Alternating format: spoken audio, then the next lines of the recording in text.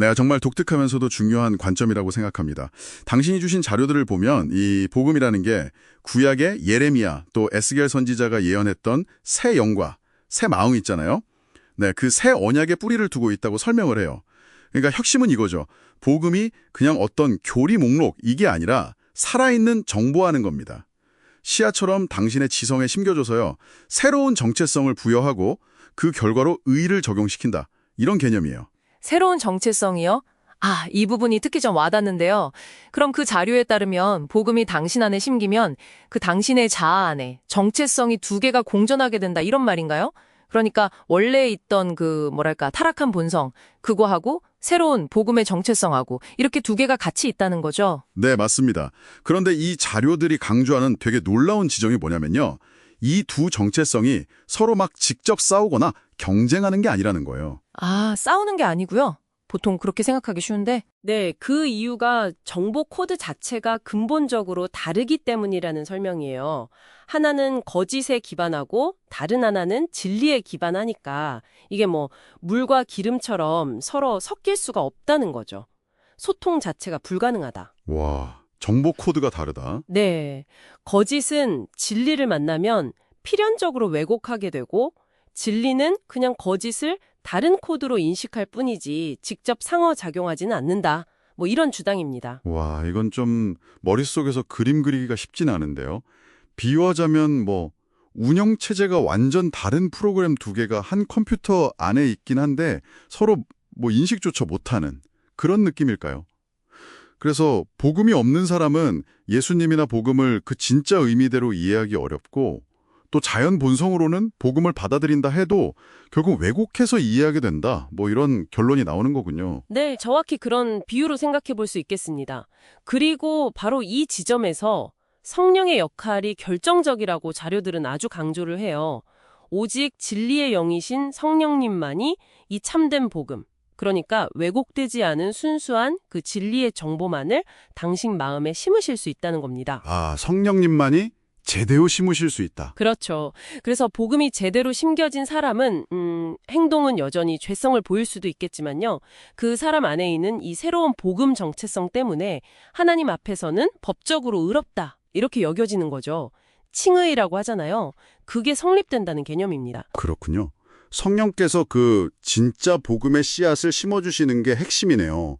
그럼 그 씨앗이 당신 안에 일단 심기면 그 다음에는 어떻게 되는 건가요? 그냥 저절로 막 자라나요? 아, 그게 아닙니다. 여기서 이제 배움이 중요해지는 거죠. 그 씨앗, 그러니까 복음의 정체성이 자라나고 좀 성숙해지려면요. 복음의 내용이 뭐고 그 의미가 뭔지에 대해서 성경이나 설교 같은 걸 통해서 구체적으로 배우고 이해하는 과정이 꼭 필요하다. 이렇게 자료는 말하고 있어요. 아, 배우는 과정이 필수적이다. 네. 예를 들어 제자들도 그렇잖아요. 3년 동안 예수님이랑 같이 먹고 자고 하면서 직접 배우고 경험했죠? 그러고 나서야 성령 강림을 통해서 그 복음적 자아가 제대로 기능하기 시작했던 거고요. 그러니까 배움을 통해서 당신 안에 있는 그 복음적 정체성을 의식적으로 계속 채워나가야 한다. 이런 이야기입니다. 씨앗은 심겨졌고 이제 양분, 그러니까 가르침을 통해서 성장해야 한다. 네, 이해가 됩니다. 근데요, 아까 자료에서 중생한 사람, 그러니까 복음이 심겨진 사람이라도 여전히 자기 의지로 행동하고 그 책임은 피할 수 없다. 이런 내용도 있었거든요. 이건 앞서 말한 그 두 정체성 이야기랑은 어떻게 연결되는 걸까요? 네, 아주 중요한 지적입니다. 복음적 정체라는 것이 당신 안에 주님의 뜻에 순종하려는 어떤 경향성, 이걸 부여하지만요. 실제 행동은 여전히 당신의 자유의지에 따른 선택이라는 겁니다. 아, 행동은 내 선택이다. 그렇죠.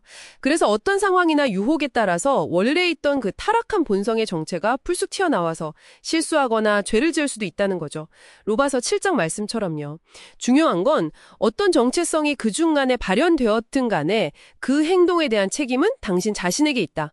이 점을 자료는 분명히 하고 있습니다. 자, 오늘 당신의 자료들을 통해서 살펴본 딥다이브 한번 정리해 보겠습니다. 복음이라는 게 예수님이 생성하신 어떤 독특한 정보이고 그게 당신 안에 심기는 새로운 정체성이다. 이런 관점이었고요. 그리고 이 새로운 정체성은 원래의 본성과 한 자아 안에서 같이 있지만 정보 코드가 달라서 직접 충돌하지는 않고 상황에 따라서 발현된다. 이게 핵심이었네요. 네, 그렇습니다.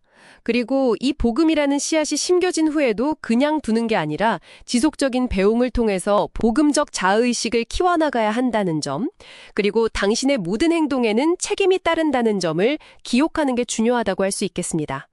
아마 이 관점이 당신이 자신의 내면의 어떤 영적인 상태나 신앙의 여정을 이해하는데 좀 새로운 틀을 제공해 줄 수도 있을 겁니다. 네. 오늘 탐구를 마무리하면서 당신께 이런 질문을 한번 던져보고 싶습니다. 자료에 따르면 복음의 정체성은 필연적으로 주님의 명령에 순종하려는 경향이 있다고 했잖아요. 그렇다면 명백하게 종교적이지 않은 그런 아주 평범한 당신의 일상적인 선택의 순간들 있잖아요.